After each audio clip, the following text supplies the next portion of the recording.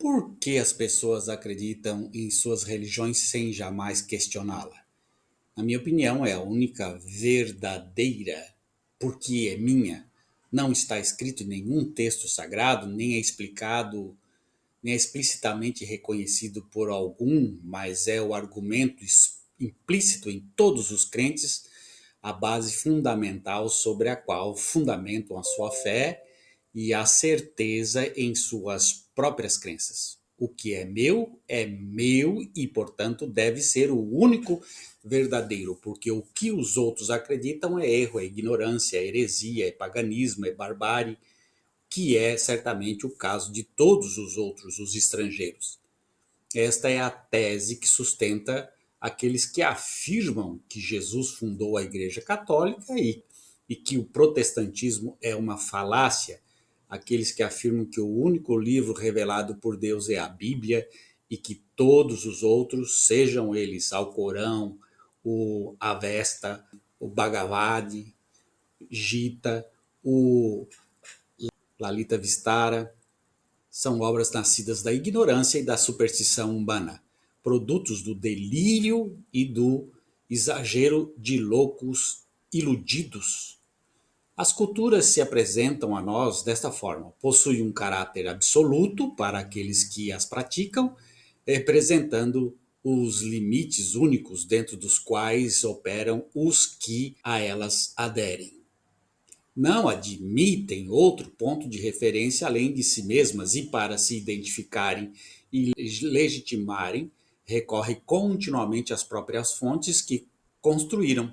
São autorreferências, seu valor reside em sua própria recorrência, na tautologia, em um círculo vicioso, qual se originam tanto seus postulados quanto suas consequências.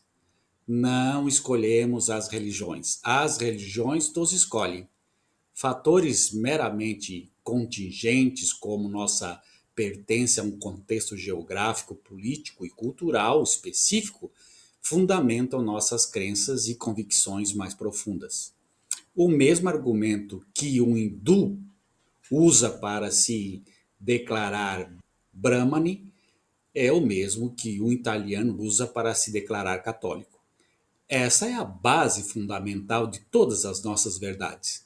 Que a nossa igreja é infalível ou que as outras crenças são meras falácias ou absurdos, que os únicos mártires que deram testemunho foram os de Cristo, porque os de outros não morreram por sua fé, mas se entregaram à morte, ou alguma plenitude semelhante, que Jesus é o único homem que ressuscitou dos mortos, embora os únicos testemunhos registrados de tal evento sejam os de seus próprios seguidores.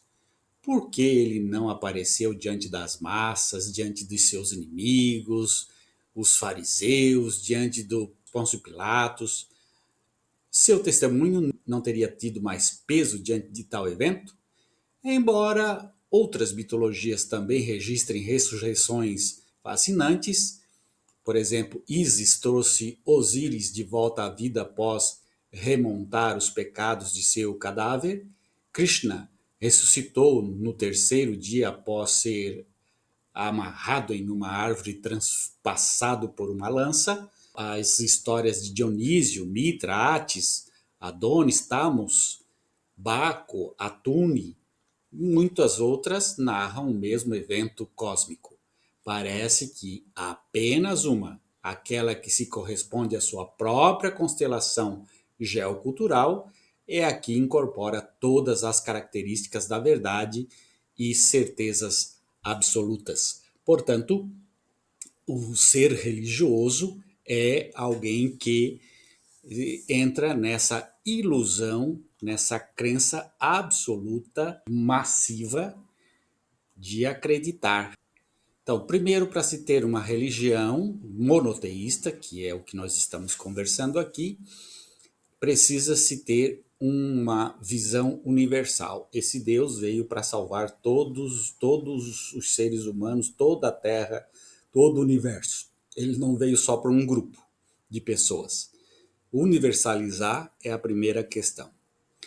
Então, quem não segue esse Deus, ele deve ser eliminado, deve ser rejeitado, deve ser excluído, porque é um Deus só. E a outra questão é a missionariedade. Tem que ter a condição de missão. Aqueles que acreditam nesse Deus universal, nesse Deus que coordena todo o universo e todas as pessoas, ele precisa ser mostrado, ele precisa ser evangelizado, ele precisa ser conhecido, e através da missão é que isso acontece. Então, se as pessoas aceitarem o que eu estou dizendo, que esse Deus é o verdadeiro, pois muito bem, elas serão aceitas e serão bem-vindas. Mas se elas disserem não e acreditarem em outros deuses, elas serão provavelmente excluídas, eliminadas.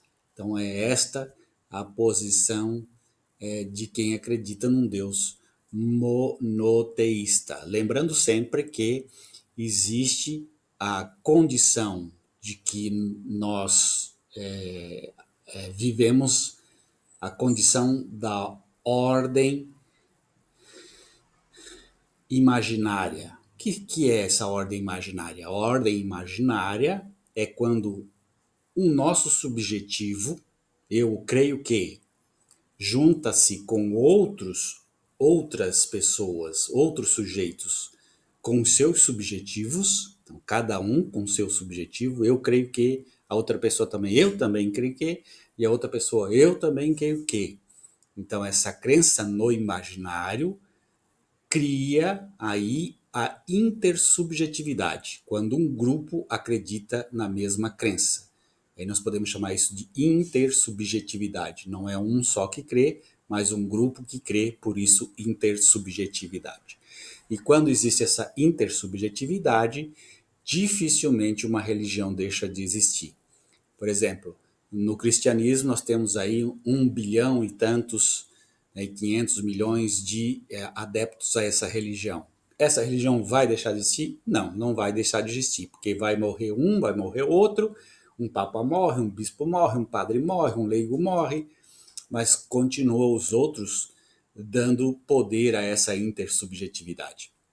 Agora, se fosse só eu crendo num Deus, quando eu morresse, ia comigo a crença nesse Deus. Mas como é um grupo grande de pessoas acreditando nesse Deus, intersubjetivo, que